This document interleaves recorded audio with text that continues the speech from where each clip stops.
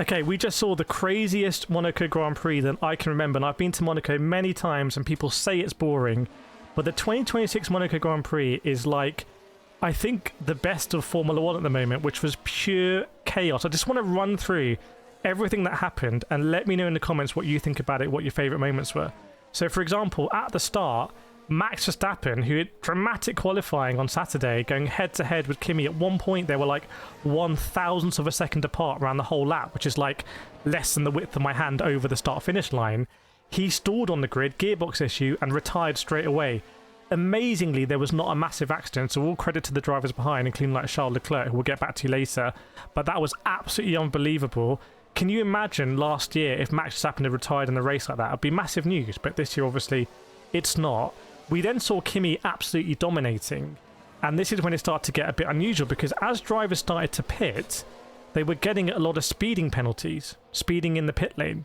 George Russell got a speeding in the pit lane, which is pretty surprising. Colapinto got a speeding in the pit lane.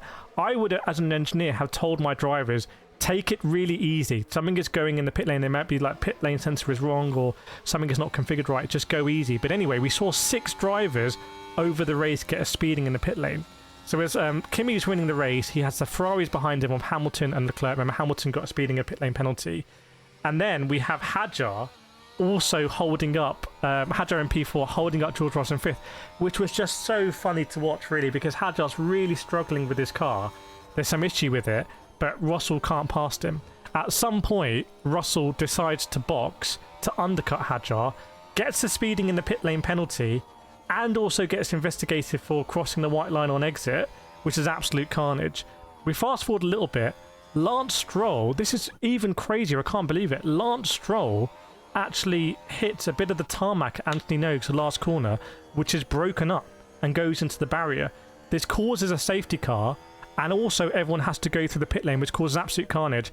Ferrari are really clever because Hamilton takes his 5-second penalty in the pits, with Charles Leclerc waiting behind him, so they don't have any awkward like swapping car situation.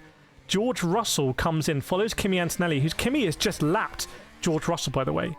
So George Russell has been lapped by Kimi, and George at this point was in P4 because he'd overtaken Hadjar when he did the undercut. So that's absolutely incredible, by the way. But because Kimi's just lapped George Russell, Kimi goes into the pits to change tyres on the safety car, and George Russell ends up waiting behind him, not knowing what to do, half in the pit lane, half in like waiting for the box, gets a penalty again for not serving the penalty correctly, because he then drives into the box. They half serve it, half, some mechanics are working on the car, some aren't. It's absolute calamity. Comes out of the pits. He's now lost also a position to Hadjar. You can't make this up, because Hadjar didn't have all the shenanigans, so overtakes him back again, and George Russell goes out and now has a drive-through penalty, which is absolutely like, just you couldn't make it up. But then Charles Leclerc, as we get ready to restart the race from the safety car from Lance Stroll's incident, in the exact same place, Charles Leclerc hits this bit of tarmac and goes into Anthony Nogue's, another safety car, another red flag. They then end up like really trying to work out whether this race can resume or not, because the tarmac is cracked, Anthony Nogue. They end up sweeping it, and we wait like, I guess 20 minutes, maybe half an hour, and they're like, we're going to restart the race. So then George Russell is in 4th place. He's behind Hadjar. So we've got Kimi on the restart in 1st place, Hamilton P2, not Charles Leclerc, sorry, Hadjar in P3, George Russell P4. At the restart, Kimi gets a good start, Hamilton's P2. George Russell in P4 overtakes Hadjar in P3. Fantastic.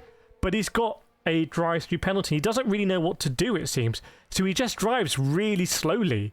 So he's overtaken Hadjar, and then he drives so slowly that at the Fairmont hairpin, he just causes a massive crash behind, and Carlos Sainz gets taken out by Hulkenberg. Sainz gets taken out twice, by the way, then gets taken out by Colapinto. He has to retire. So Sainz is absolutely fuming.